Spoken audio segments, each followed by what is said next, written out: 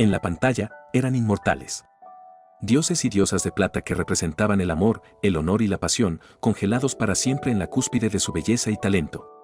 El cine de oro mexicano nos regaló rostros que se convirtieron en el alma de una nación, voces que le dieron forma a la nostalgia y presencias que parecían indestructibles. Pero cuando las luces del set se apagaban y el silencio de la vida real los envolvía, eran simplemente mortales, con secretos, miedos y fragilidades que ni la muerte podía ocultar del todo. La historia del cine de oro está llena de finales trágicos, de carreras truncadas y de preguntas sin respuesta. Pero son los detalles fríos y clínicos de sus autopsias, los hallazgos inesperados en la mesa de un forense, los que a veces cuentan la historia más impactante, la que nunca se proyectó en las salas de cine. Hoy haremos un viaje a los momentos finales de 10 íconos, explorando no solo cómo murieron, sino lo que los extraños hallazgos en sus autopsias nos dicen sobre cómo vivieron. Porque a veces, la verdad más profunda de una estrella no se encuentra en sus películas, sino en el último y silencioso informe que certificó su paso a la inmortalidad. El 15 de abril de 1957, México se paralizó. Las radios interrumpieron su programación con una noticia que parecía imposible, una blasfemia: el avión en el que viajaba Pedro Infante se había desplomado en Mérida. El ídolo de Guamúchil, el hombre que representaba la quinta esencia del mexicano alegre, valiente y enamorado, no podía estar muerto. Simplemente no era posible. Para el público, Pedro era más que un actor, era un amigo, un familiar, una figura casi mitológica cuya sonrisa garantizaba que todo estaría bien. El caos que siguió fue un reflejo de la incredulidad nacional. El accidente había sido devastador. El avión, un C-87 Liberate de carga, se estrelló en un patio residencial, causando una explosión y un incendio que hicieron la recuperación de los cuerpos una tarea dantesca. Cuando los restos fueron llevados a la morgue, el horror se hizo patente.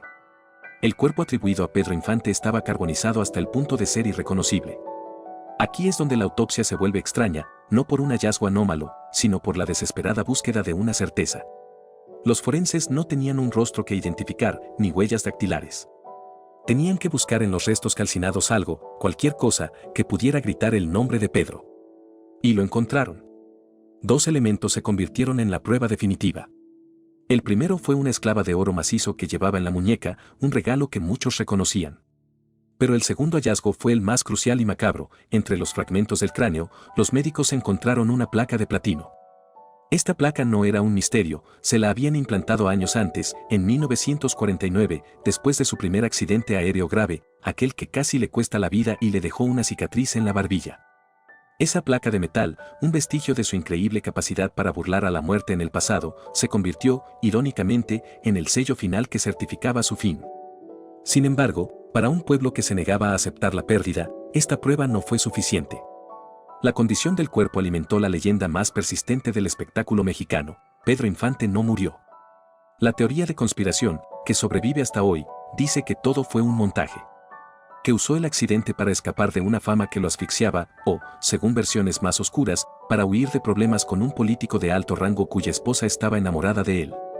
La autopsia, con su fría placa de metal, decía que Pedro Infante había muerto. Pero el corazón de México se negó a escuchar, dejando una puerta abierta a la fantasía del ídolo que simplemente decidió desaparecer.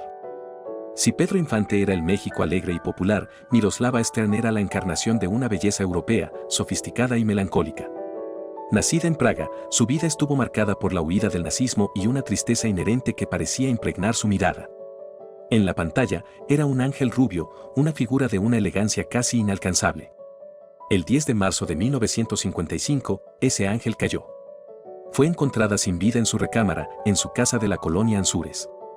La autopsia fue un trámite. Confirmó lo que la escena sugería: una sobredosis masiva de barbitúricos. Se había quitado la vida de forma deliberada. Pero el hallazgo más inquietante, el que transformó su muerte en un enigma eterno, no fue forense, sino circunstancial. Se dice que Miroslava fue encontrada sosteniendo firmemente una fotografía en su mano derecha. El informe clínico podía decir cómo murió, pero esa foto planteaba la pregunta que atormentaría a todos: ¿por quién murió? Aquí es donde la historia se bifurca en dos versiones irreconciliables. La versión oficial, promovida por su gran amigo, el actor y productor Ernesto Alonso, fue diseñada para proteger a un culpable y culpar a otro. Alonso afirmó que la fotografía era del torero español Luis Miguel Dominguín. Según él, Miroslava estaba locamente enamorada del matador, quien le había prometido casarse con ella, pero la abandonó para casarse con la actriz italiana Lucia Bosé. La noticia de esa boda, según Alonso, fue el detonante. Era una historia trágica, romántica y, sobre todo, conveniente. Pero durante décadas ha persistido otra versión, un rumor a voces que muchos en el medio artístico daban por cierto. Esta versión asegura que la fotografía no era de Dominguín, sino del comediante más grande de México, Mario Moreno Cantinflas. Se decía que ambos mantenían un romance secreto y tormentoso. Cantinflas era un hombre casado y profundamente católico, y supuestamente se negó a dejar a su esposa, Valentina Ivanova, para casarse con Miroslava. La negativa final de Cantinflas habría sido el verdadero golpe que la llevó a la desesperación. Este objeto, una simple foto, creó dos narrativas opuestas para su muerte, una de desamor por un torero lejano y otra de una pasión prohibida con el ídolo cómico de México. El misterio de la fotografía nunca se resolvió, convirtiendo el suicidio de Miroslava en una de las leyendas más oscuras y debatidas del cine de oro. Jorge Negrete, el charro cantor, era la imagen misma de la nación. Su voz de barítono, su porte militar y su mirada desafiante lo convirtieron en el arquetipo del macho mexicano, fuerte, honorable, saludable e indomable. Era el hombre que todas las mujeres deseaban y todos los hombres querían ser. Su muerte, el 5 de diciembre de 1953 en Los Ángeles, a los 42 años, fue un golpe devastador para el orgullo nacional. Oficialmente, la causa de su muerte fue una hemorragia gastrointestinal. Pero fue la autopsia la que reveló el diagnóstico completo y la verdad que el ídolo había ocultado celosamente durante toda su vida adulta. El informe forense fue categórico: Jorge Negrete padecía una cirrosis hepática en etapa avanzada. Su hígado, el órgano vital, estaba destrozado. Esta condición era la consecuencia directa de una hepatitis C que había contraído en su juventud, mucho antes de que la enfermedad fuera comprendida o siquiera tuviera un nombre. Este hallazgo clínico chocaba de manera brutal con la imagen pública que él mismo había construido con tanto esmero. El símbolo de la virilidad y la fortaleza indomable estaba, en realidad, librando una batalla silenciosa y perdida contra una enfermedad crónica y degenerativa. La revelación de la cirrosis desmitificó al personaje para exponer la fragilidad del hombre. Explicaba sus ocasionales ausencias, sus periodos de descanso forzado y quizás, incluso, ciertos rasgos de su carácter. Vivió sabiendo que tenía una bomba de tiempo en su interior, pero se presentó ante el mundo como un roble inquebrantable. Su autopsia no reveló un crimen ni un misterio pasional, sino algo quizás más profundo: el enorme peso de mantener una imagen. Mostró que detrás de la voz imponente y la presencia magnética, existía un hombre vulnerable que luchó por mantener su enfermedad en el más estricto secreto, probablemente para no quebrar la fantasía que el público y la industria cinematográfica habían depositado en él. El informe forense se convirtió en el epílogo no autorizado de su vida, contando la historia de su batalla más íntima y secreta. No todas las autopsias revelan secretos del fallecido. A veces, se convierten en el testigo incorruptible que sella el destino de su asesino. Tal es el caso de Ramón Gay, un actor de gran atractivo y talento, cuya carrera iba en ascenso a finales de los años 50. Su final, el 28 de mayo de 1960, no fue producto de una enfermedad o un accidente, sino de una erupción de violencia tan dramática que parecía sacada de una de las películas en las que actuaba. Esa noche, Gay había acompañado a cenar a la actriz Evangelina Elizondo, conocida como la voz de Cenicienta en el doblaje de Disney. Tras dejarla en su casa, mientras esperaba en su automóvil, fue confrontado por el exesposo de la actriz, el ingeniero petrolero José Luis Paganoni. Ciego de celos, Paganoni sacó un arma y le disparó a quemarropa. La autopsia de Ramón Gay fue, en términos médicos, un procedimiento directo. Los hallazgos fueron claros y brutales: múltiples heridas de bala en el tórax. Lo extraño o raro de este caso no fue el hallazgo médico en sí, sino cómo la frialdad del informe forense se convirtió en la pieza central de un drama pasional que conmocionó a la sociedad mexicana. Cada detalle del informe se convirtió en evidencia crucial para el juicio que siguió. La trayectoria de las balas, la cantidad de disparos, la distancia desde la que se hicieron, todo pintaba una imagen ineludible de un ataque intencional y furioso, desmintiendo cualquier posible alegato de defensa propia o accidente. El informe de la autopsia fue leído en la corte, y sus descripciones clínicas y desapasionadas se transformaron en la narración de un crimen de celos. Los fríos datos del forense le pusieron nombre y apellido a la tragedia, proveyendo la evidencia irrefutable que llevó a Paganoni a la cárcel. En este caso, la ciencia forense no desveló un misterio sobre la vida de la víctima, sino que se aseguró de que la historia de su violenta muerte tuviera un capítulo final de justicia.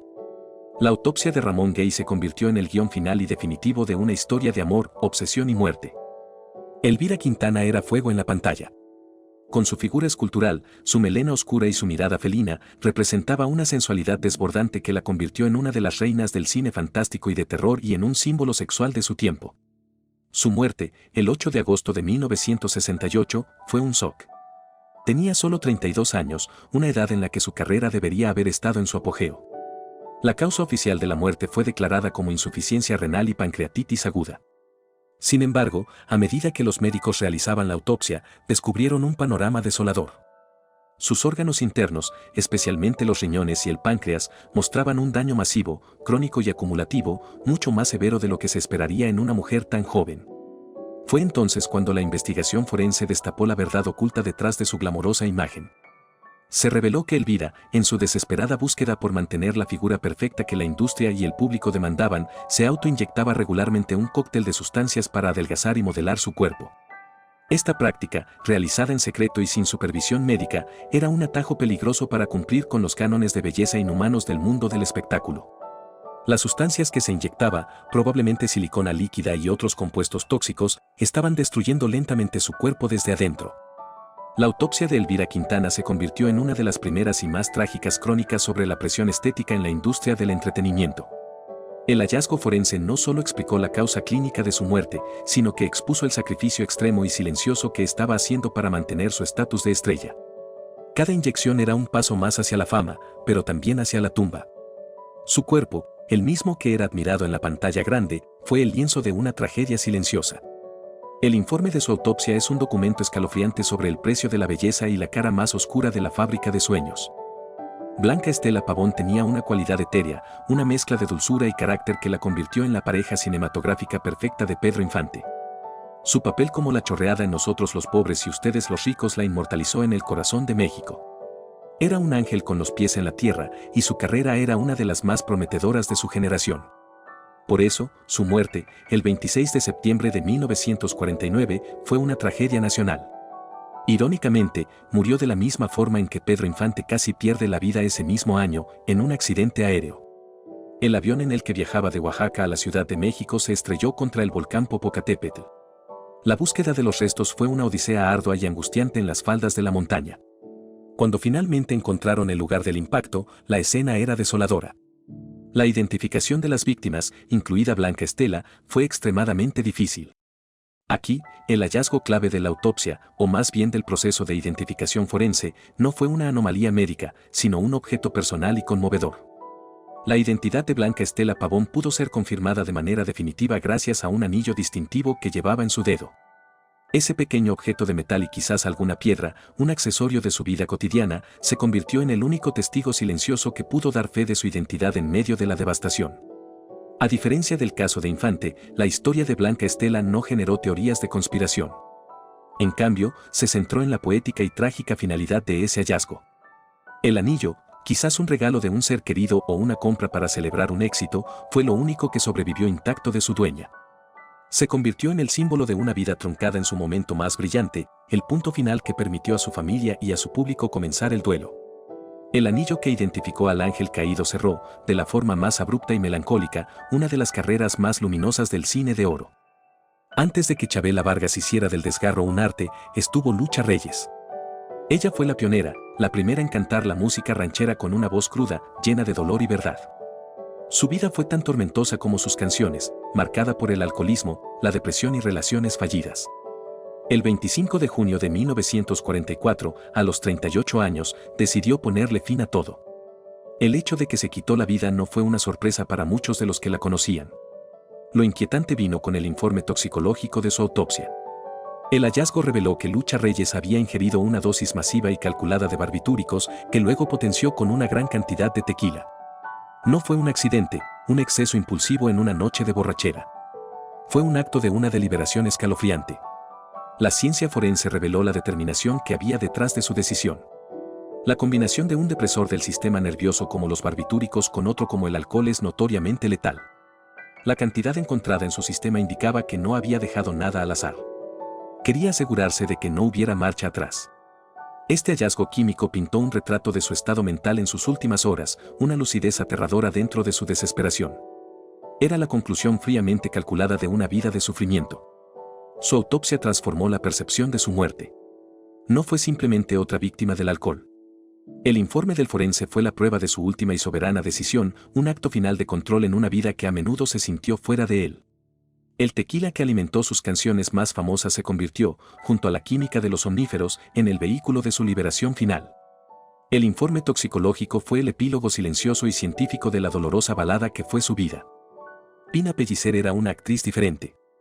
En una industria que a menudo premiaba la exuberancia, ella ofrecía una intensidad introspectiva, una profundidad psicológica que la hacía magnética. Su talento era tan innegable que la llevó a Hollywood, donde protagonizó El rostro impenetrable junto a Marlon Brando. Pero esa misma sensibilidad que la hacía una actriz genial, también la hacía increíblemente vulnerable. El 5 de diciembre de 1964, a los 30 años, Pina fue encontrada sin vida en su apartamento de la Ciudad de México. La autopsia, una vez más, confirmó la causa clínica, una sobredosis de somníferos. Un suicidio. Pero, al igual que en el caso de Miroslava, el hallazgo más revelador no estaba en el cuerpo de la actriz, sino junto a él. Sobre su cama, había una nota de suicidio de 3 páginas, una carta de despedida dirigida a su amigo, el escultor y arquitecto Salomón Ale. Esa nota es, en esencia, una autopsia del alma. En ella, Pina no habla de un desamor específico ni de un fracaso profesional. Habla de algo mucho más profundo y desolador, un cansancio existencial, una sensación de no pertenecer a este mundo. Con una caligrafía lúcida y poética, escribió: «Querido Chalo, sé que te darás cuenta de mi estado de ánimo y que no lo tomarás como un arrebato de histeria. Ya no puedo más. Estoy cansada, cansada, cansada». Continuaba diciendo que el mundo le parecía demasiado confuso, demasiado feo y que simplemente ya no tenía fuerzas para seguir. En este caso, el informe forense solo confirma el qué. La nota, encontrada en la escena, explica el porqué con una claridad desgarradora. Es el complemento perfecto al frío informe médico, dándole voz a la víctima en su último acto. Revela que su muerte no fue producto de un impulso, sino la consecuencia de una larga y silenciosa batalla contra la depresión. La autopsia de Pina Pellicer nos enseña que las heridas más mortales no siempre son visibles en un cuerpo, sino que a veces se encuentran escritas en tinta en una última y lúcida despedida.